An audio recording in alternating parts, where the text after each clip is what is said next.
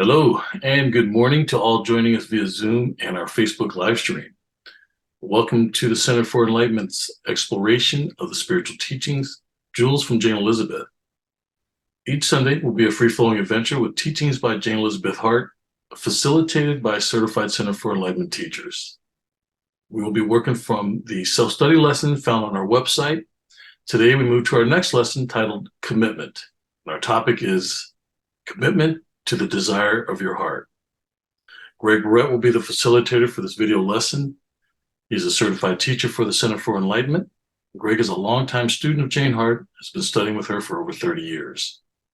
Jane is the author of Spiritual Power Tools, Support for Your Soul, master teacher and founder of the Center for Enlightenment. Today's course will be live streamed via Facebook. A recording will be sent out with the weekly reflections so you can access it anytime. For those new to this format, your chat icon is located at the bottom of your screen. Just click to view. If you have any technical questions, please reach out to the host or co-host via the chat room. In addition to the Sunday courses, there will be a question and answer discussion on Thursday at 7 p.m. Eastern. A link for these sessions will also be posted in the chat room. And if you need a prayer support, please contact us at cfenlightenment.org or just type centerforenlightenment.com. We are active on Facebook and Twitter. Come check us out. Share your thoughts, reflections, and experiences. It will also be a great support to like the postings that resonate with you. We also invite you to visit our website at cfenlightenment.org. There you will find additional self-study lessons, talks, videos, or you can search for specific topics to support your expansion in consciousness. So let's just sit back, still our minds, and begin our journey today with the prescription for spiritual alignment. Good morning. Let's take these words, these truths into our hearts right now. We are aligned with the presence of God within. We are protected by God's love, wisdom, knowledge, and grace. The God consciousness within helps us discover more about who we are. Thank you, God, for the gift of spiritual intuition. Thank you, God, for aligning our conscious, superconscious, subconscious minds. Thank you. Thank you, God. Amen. Well, today we're going to talk about commitment. And I've heard Jane speak many times about how we need three things to begin this journey on the spiritual path. The first is that desire that we've been talking about. And then we need to make a commitment to that desire and back it up with our will. So what is a commitment? Well, a commitment is that which backs up the desire of your heart.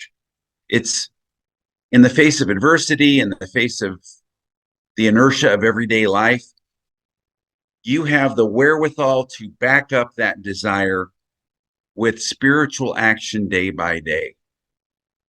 And so inevitably, your desire is going to be challenged. You're in the opposites, and that's the nature of this life, that you live in the opposites. If you have a desire that moves you forward, that first force, you're going to have that second force come back that pushes back against your desire. And the commitment to the desire of your heart is what moves you through that resistance that comes forth when you experience the reaction to the desire of your heart. So think about it this way. The first force is that desire. It's coming forth out of you, that movement. And it's just so tantalizing, and it's so enjoyable, and you just feel so good about it. I'm desiring the spiritual something. And then second force comes, and that's all the subconscious negativity that you have been harboring in your subconscious mind for eons of time through many lifetimes. And it comes back to meet you on this journey. And the thing that gets you through that resistance that is inevitable is called your commitment. So how strong is the commitment to the truth of your being. How strong is that tenacity of spirit that supports your soul in its desire and then sees you through to the goal? And so today we're going to talk about, and we're going to see a video on how to strengthen that commitment. Now, the moment that you made a commitment or a desire to become enlightened, the moment you got your first foot on that path, you made a powerful request that resonated throughout the universe. That decision reprioritized your life. It restructured karma. It changed everything. And I know that on my life, when I shifted from just fulfilling my own desires, even my so-called spiritual desires, to actually wanting to awaken, to become enlightened, to wake up in my God self, to become consciously aware in God, everything shifted. And I found that the commitment that was required to get through that had to focus me. It had to move me forward, and it empowered me on my journey. Now, as you begin to examine using your observer self, those feelings and thoughts of resistance that come up naturally, that are the opposite of what you're trying to achieve, you can just become aware that there is also a deeper and more powerful essence within you. That's that soul essence within you that will help you move forward as you use your commitment to do your practices each and every day. Without commitment, nothing can ever be accomplished spiritually. Your commitment is your personal determination, and it's the driving force that pushes you forward in the direction of your desire, the desire of your heart. And so as you use your will to back up your desire with your commitment, you find that step by step, you move forward on this journey. This inward journey is one of many steps and stages, and it takes time. Commitment has to do with the reality that it isn't a one and done. It isn't something that you get enlightened by somebody touching you on the forehead and you just wake up. It's something that you must experience, move through, navigate your way through. And once you make that commitment to know the truth of your being, you find that you are supported through many changes and steps in your life to meet this goal, to move forward in the very best way possible. It began with your desire for something more than the third dimensional reality that you're dealing with in the opposites day by day. And the next step is your commitment, and it's the key to taking responsibility for your soul. Responsibility. That's what we're talking about here, and that sounds kind of dry. What does it mean to take responsibility? It's really answering the question, what are you doing every day to back up your desire? What are the practices that you're involved in? And are you willing to move through the sometimes tricky and difficult navigations that you have to go through in order to move towards your goal? What are you starting to see as you're observing yourself? As your observer self is becoming more and more focused, as you're taking that observer self and moving it forward in your perception, you realize that your commitment to your higher self is bringing up these different aspects of your subconscious mind. And they show up both as feelings and emotions and thoughts within you, and also the circumstances of your life that bring you these challenges that you can move through in order to dissolve the negativity in your subconscious mind. And one way that this shows up is that you become aware of the lesser commitments that you've made on your journey. Now, certainly, you have a desire of your heart to grow spiritually, to awaken, but there are lesser desires that are a part of your journey. You have to earn a living. You've got to fulfill obligations to the loved ones in your life. There are many things. There are karmic obligations that come up, but there also are escapes. And what are some of the pastimes or some of the lesser desires, some of the materialistic or personality-based desires that you use to try to avoid the desire of your heart and your commitment to that desire. We're talking here as we move into our observer self and start to see these things. And believe me, they come forward in your life. We're talking about taking responsibility for our souls. And where we start, and where we've all started on the spiritual journey, is just thinking it's so wonderful. I know I was so excited when I found out about these spiritual teachings, and you might relate to this as well.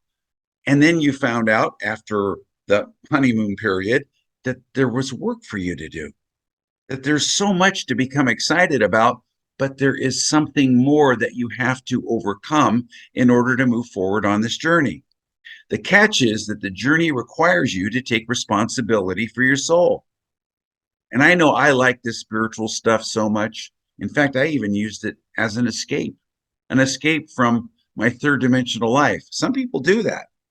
And then it became time for me to look in the mirror, to start to see those things with my observer self that I hadn't quite been willing to look at. I had an inflated self-image of myself spiritually. I saw myself through rose-colored glasses. That's called the spiritual ego. Oh, look at me. I meditate, or I love people and I'm kind to people around me.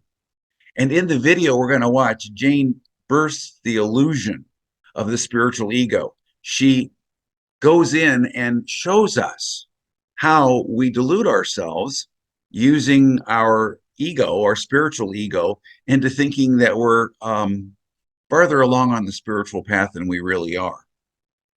Commitment, which is using your will to back up your desire, is about growing up and becoming a responsible spiritual student, growing up in your spirituality and maturing into the one who's willing to face and deal with and move through and successfully overcome all of the resistance that comes up from your subconscious mind, manifesting as thoughts and feelings, and also circumstances in your life, which you will have to deal with.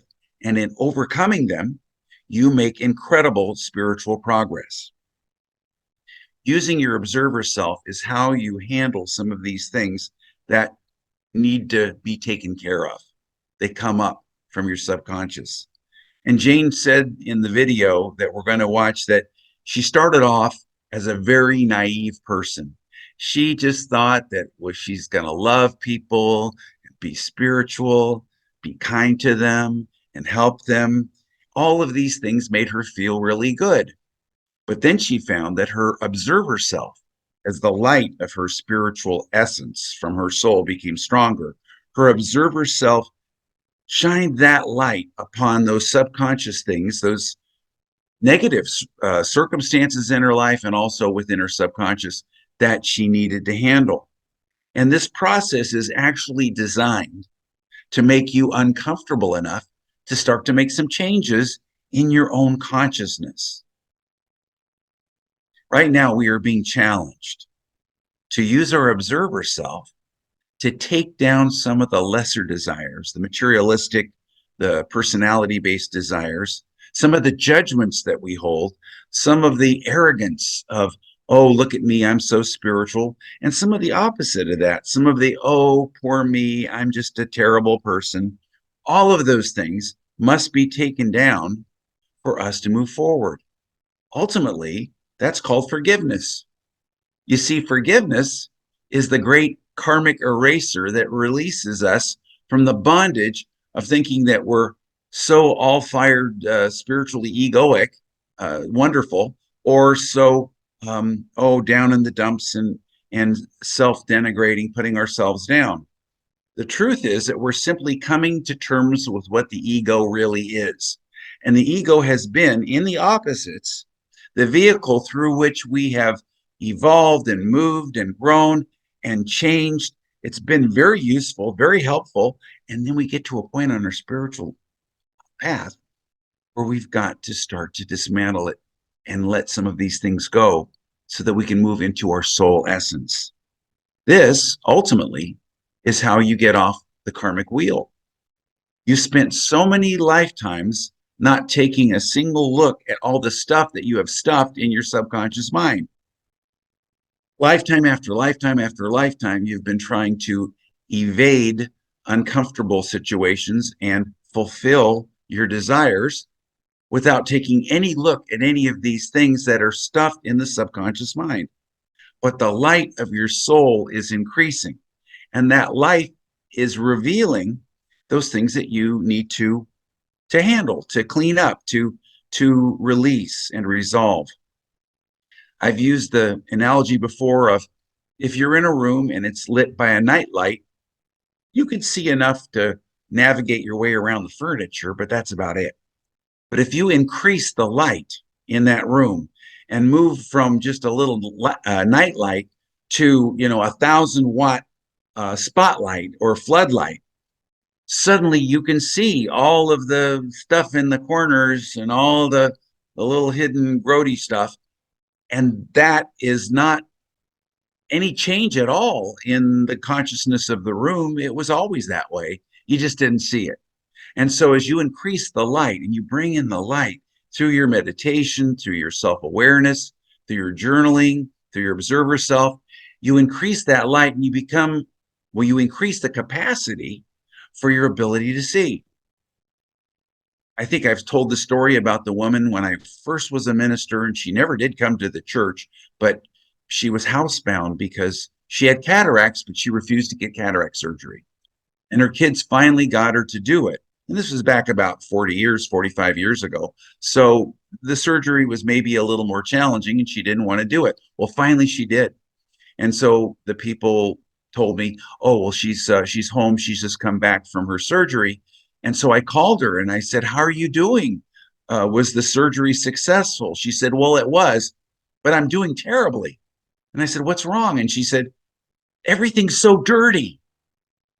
And I stopped for a moment and I said, well, I rejoice with you in the ability to see what needs to be cleaned up. And she didn't really get the humor in that. And I never did see her. But the truth is that sometimes when we have the veils lifted from our eyes or we have the light increase in the room, these are two different ways of looking at it, we begin to see the things we need to resolve, to dissolve, to dismantle in order to move forward. But it's a wonderful adventure on this journey as we do this. In the video, Jane says, I wouldn't go back to being a third dimensional person with all of that ego crap for anything. And when we move forward and we resolve some of these things, we find greater and greater freedom. We find the burden is lifted from our hearts. We find that life becomes much more inviting and we experience our consciousness as much lighter and much more spacious. This lifts that heavy burden off of our soul. A lot of people say, let go and let God, and that's all fine, but that's not just a passive thing. Let go and let God means we take responsibility for our soul, and with the help of our higher self, our higher power, we move forward. We realize that our spiritual journey is a journey of getting to know our whole self in God. And the whole self includes not just the wonderful, positive things that make us feel all spiritual, but also the negative things that are preventing us from moving forward.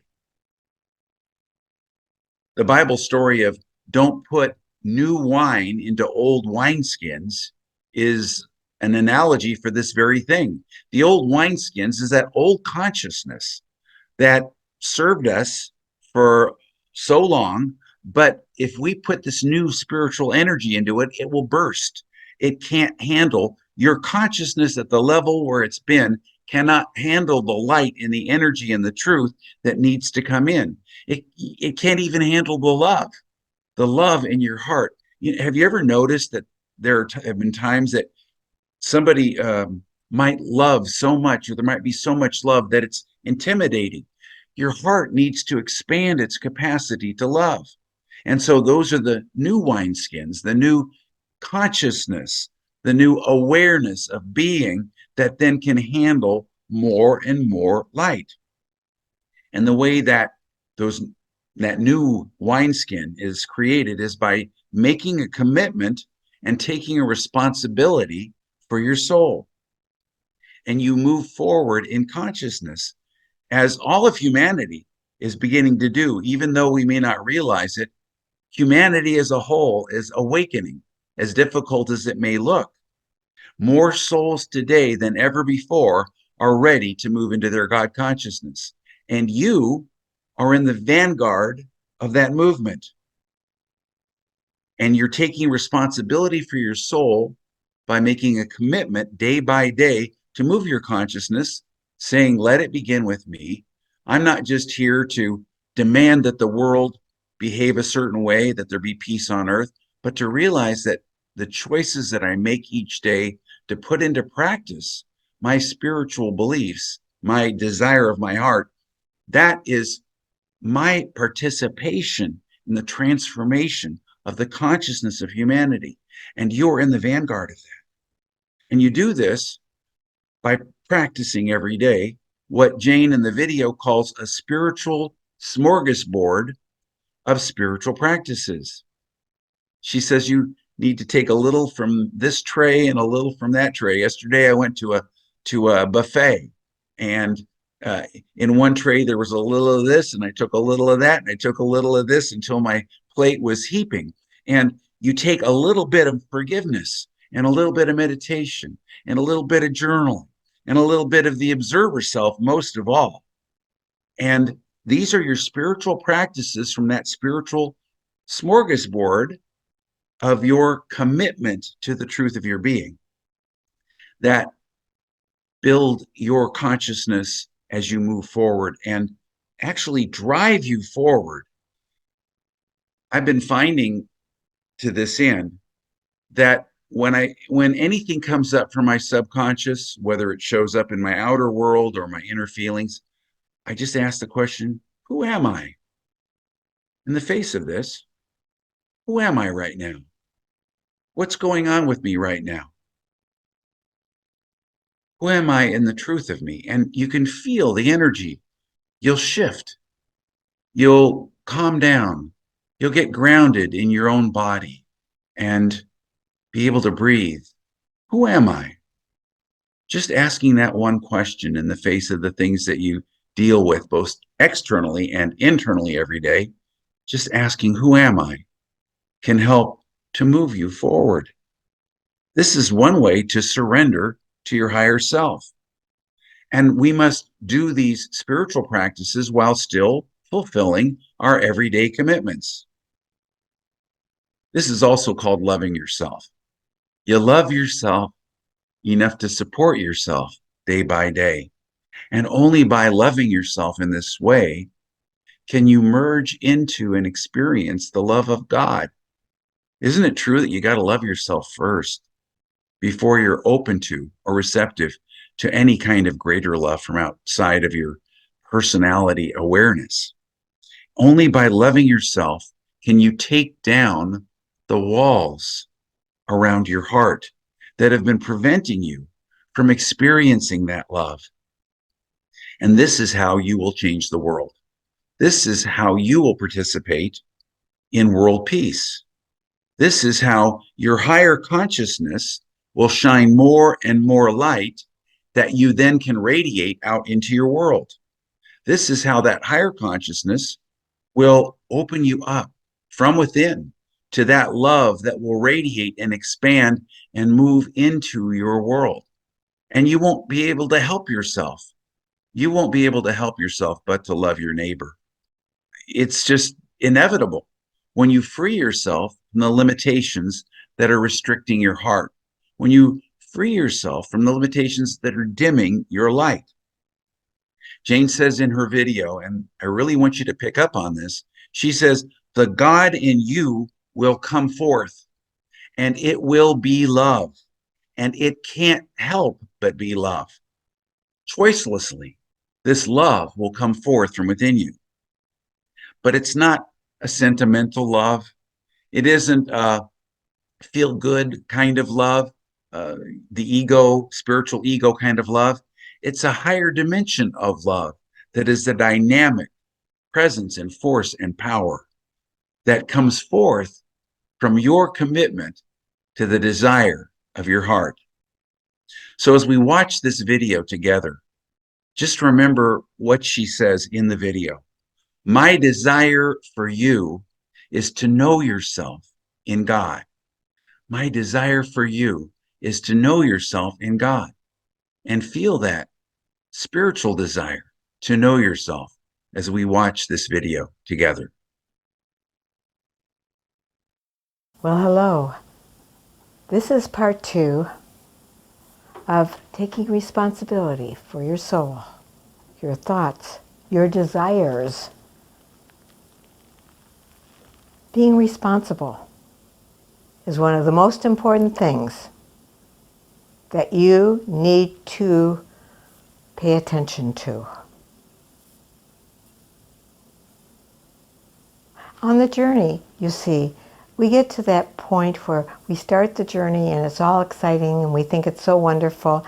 Oh my goodness, I'm so excited to be here and to be doing this. And I'm a spiritual student. I'm really excited about being a spiritual student. Oh yeah, this is great. And I remember feeling that way. Oh, I was so excited when I started on this journey because it was interesting.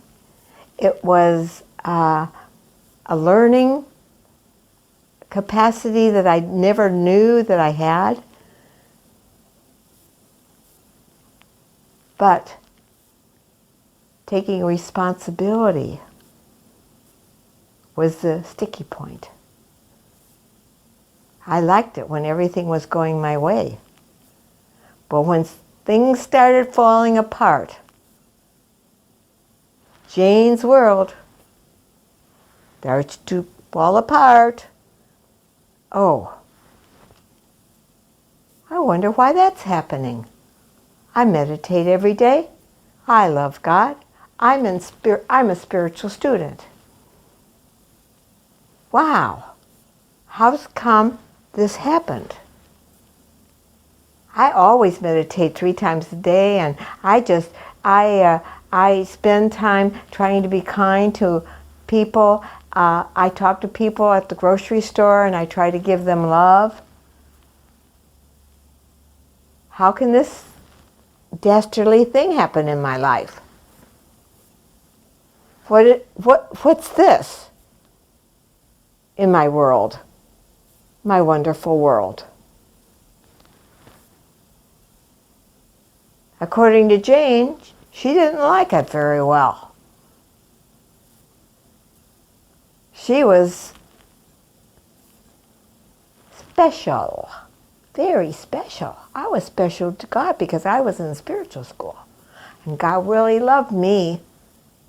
And that was good for me to feel that way. But eventually I had to grow up and be responsible. Just like any child gets a new plaything and enjoys its plaything and looks at it and says, oh, I love my plaything. And it has a great time.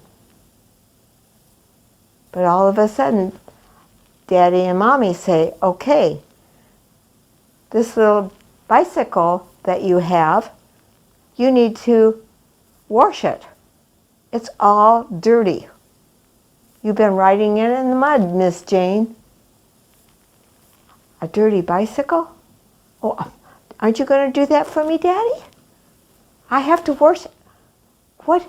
My goodness. Do I have to do something?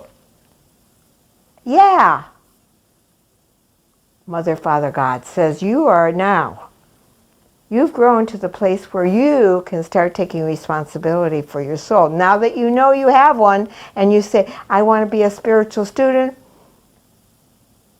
And I heard you, Miss Jane. I heard everything you had to say.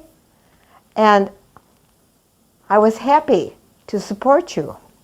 But now, push comes to shove, Miss Jane. I want you to get on the ball. I want you to start with an observer self that can observe the self and start taking care of some of the things in your life that need to be taken care of. well, gosh, God, what do I need to take care of?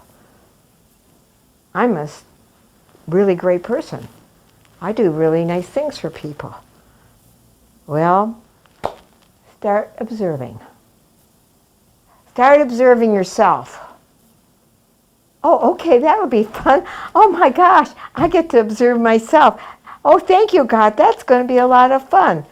Naive as I was,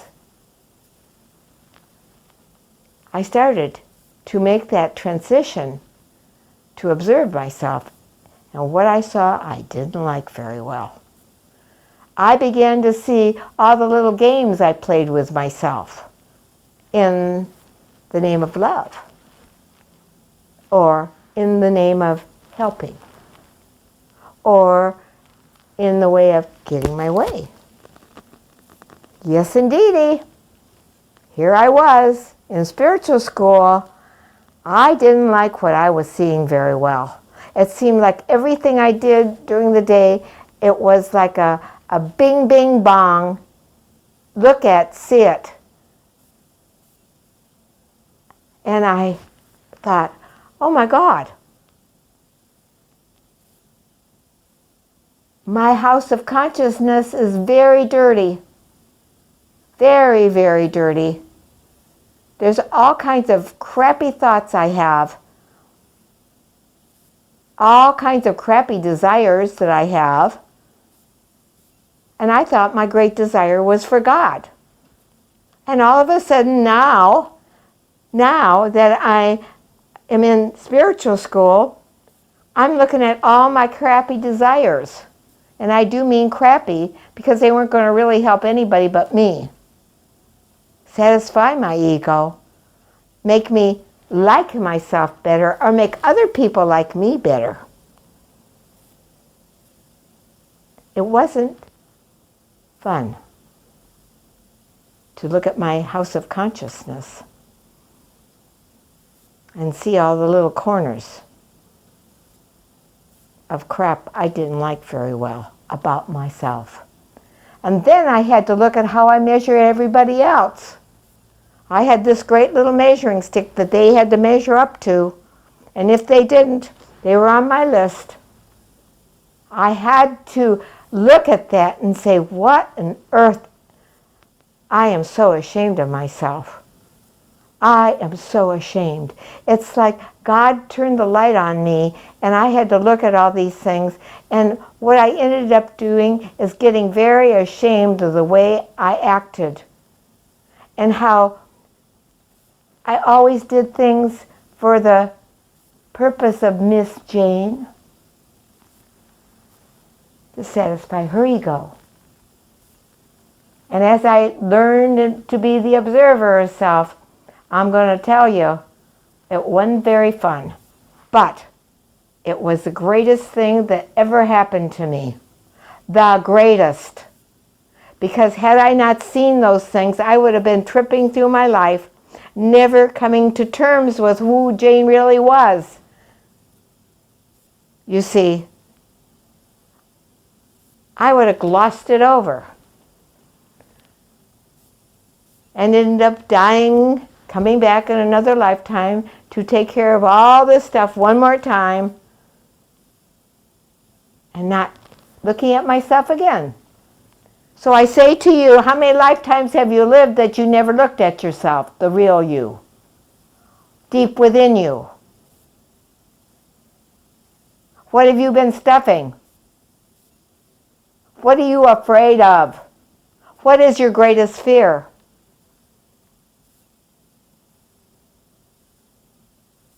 Because when the light is on you, you cannot hide. And I'm warning you right now. If you want to be the observer of self and really see what you're made out of and come to terms with the real self within you, the I am presence, God existing in you, you have to clean out the room. You have to go through and pick up the crap and dissolve it through forgiving it or releasing it Or the 7 steps are a wonderful way that helped me so much to let go of crap. I had to take myself up the 7 steps so many times the first couple years that I thought I couldn't do it one more time, only to find out that I continued doing it, and I still do it. Because I'm making changes in my life all the time. I'm always letting go of a portion and letting new come in. And even in God consciousness, I'm going to tell you, even in God consciousness, there is a school, so to speak, because you can't grasp everything at one little gulp. You go into learning and growing, but you're so different, and I can't even talk to you about how different it is, because you have no comprehension. But when you go there, you will know. It's wonderful. I wouldn't go back to being a third-dimensional person with all the ego crap and all that stuff. Oh my God, what a heavy burden it was. I was fighting myself all the time. Are you fighting yourself all the time?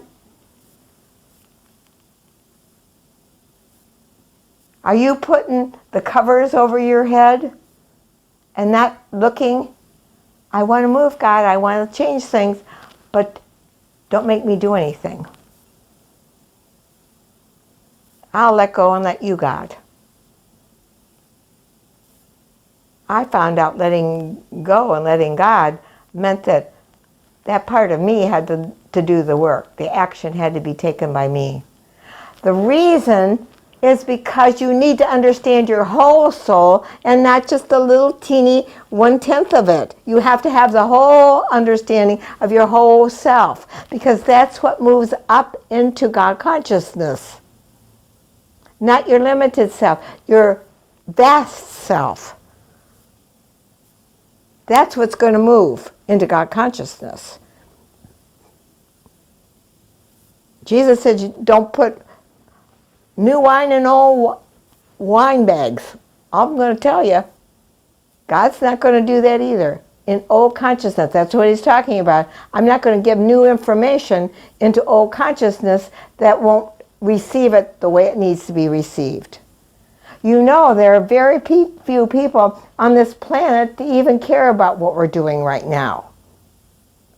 But I'm going to tell you something. More souls are coming in every day. More of them. And they are ready to move into God consciousness. And you can be a leader of that. You can support them by gaining your own God consciousness. Because once you gain God consciousness, even a portion of it, you'll realize that we're all one. We're not separate at all. It's all the same. And it's wonderful. It's wonderful. Because you don't carry any burdens. You do that which is yours to do. I'm here to teach you and support you. That is mine to do.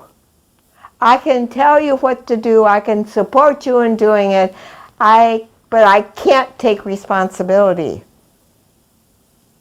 I can't do that. You have to take it. I can talk to you about it. And I can take the responsibility to sharing what I know to help you. I can take that responsibility.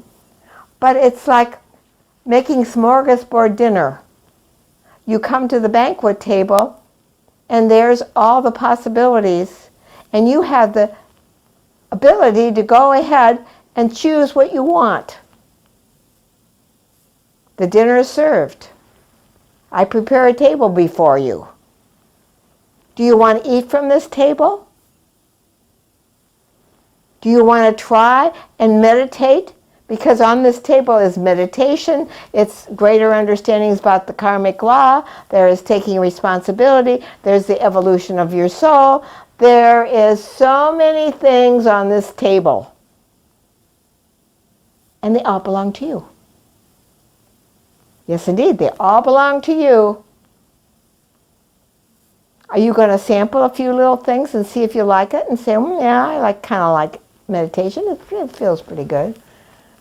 But boy, I sure don't like journaling. That I don't want to be bothered with. Oh, I'd love to get up in the Akashic records and read them for everybody else, but I don't want to see my own, because if I do, I might not like what I see. But I sure would like to tell everybody else about it. No, that will not happen. Because that kind of attitude will never get you what you want.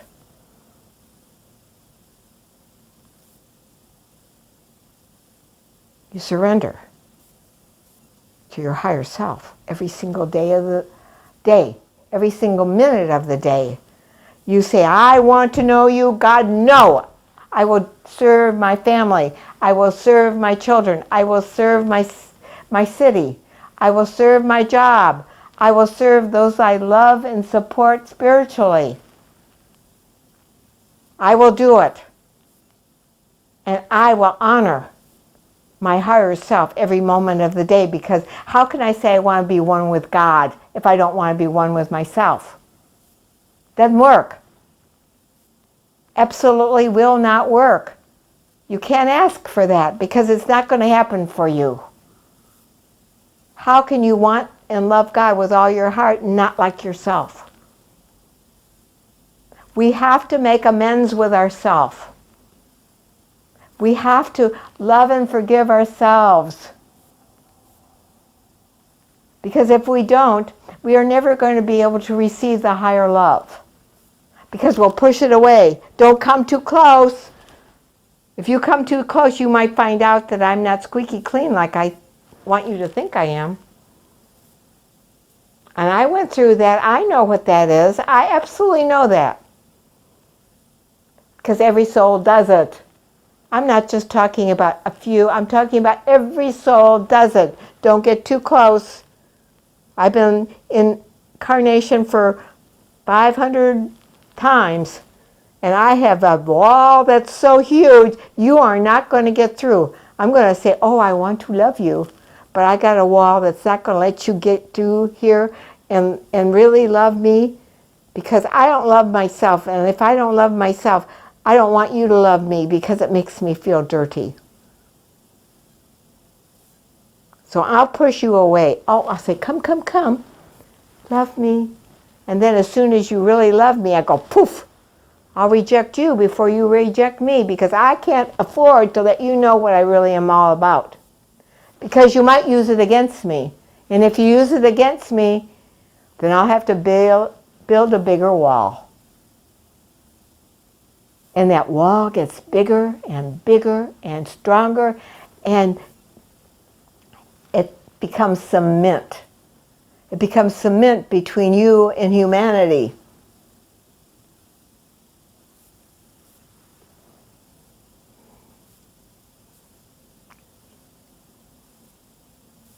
Yes. How can we help the world? What can we do? Mainly, we have to do it ourselves. Be responsible. And make the changes in ourselves. And consequently, that's going to make changes in the world that you know not of in the moment.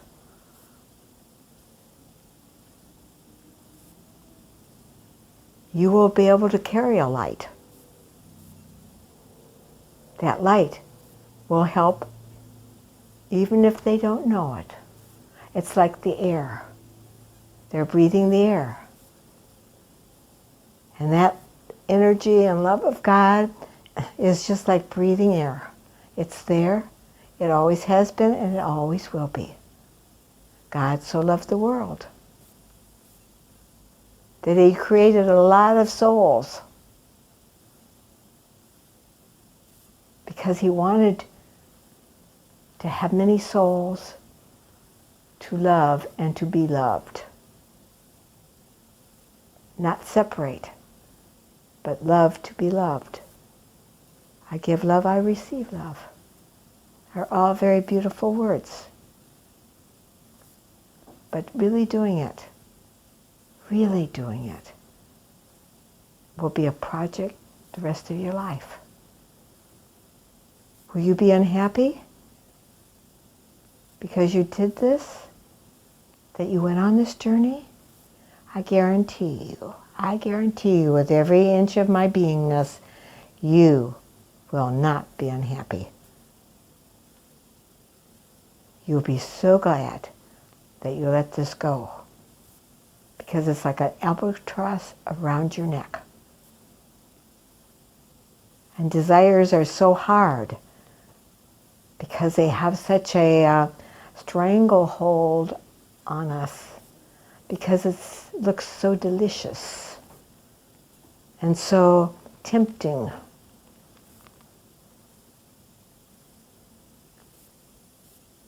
But let us let go of these puny little desires for the greater desire. And those other things will be taken care of. You want to be loved? Well, learn to love yourself. That's the biggest job you'll ever have. Because God loves you. What am I really saying to you? The God in you will come forth, and it will be love. It will be love. I can't help but love, because it's made of love. It's a vibration and energy that pierces our heart, our soul, our very beingness, and has from the very beginning of time. It's always pierced our heart. It's always aflamed our passion. Love makes the world go round.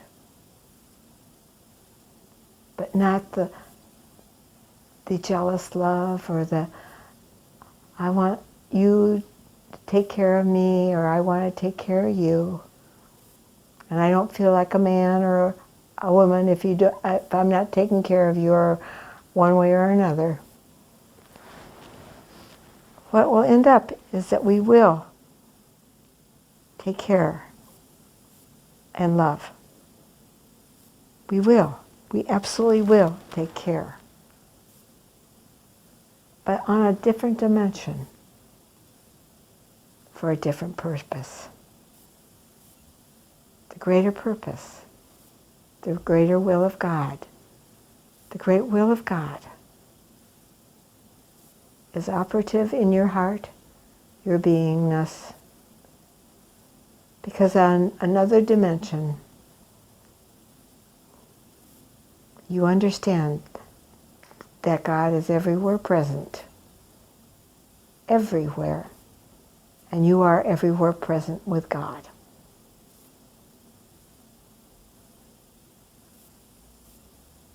I don't know what else to say about that. So I guess I'll end my talk today by saying, check out your desires. Find out what's really important, because God will fulfill your desire, whatever it is. If you are desiring a perfect relationship, make God your perfect relationship.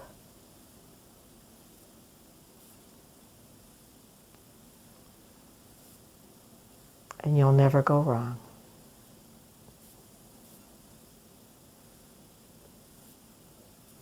I look forward to talking to you next week as we go on this journey.